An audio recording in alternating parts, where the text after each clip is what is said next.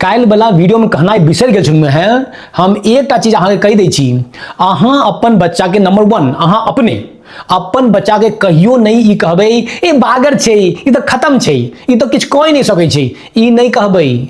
साथ में एकटा चीज आरो कहै छी, वह चीज अहाँके फैमिली मेंबर अहाँके बच्चा के साथ कऽ रहल अइ, जाने अनजाने डायरेक्टली इनडायरेक्टली बच्चा के ये के बच्चा बागर भऽ गेलै, ओकर की हिम्मत यौ अहाँके बच्चा के बागर भऽ गेलै।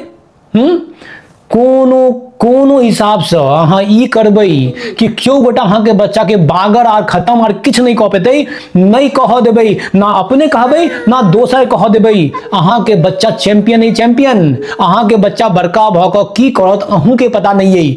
सही तरीके से परवरिश करियो, स्क्रीन टाइम नहीं दियो, रियल स्किल में एंगेज करियो, अहाँके बच्चा में वो सही स्किल अहाँके किछु साल बाद जरूर नजर आयत। लेकिन आसपास के सराउंडिंग देव के ड्यूटी रिस्पॉन्सिबिलिटी अहाँ के, सिर्फ अहाँ के।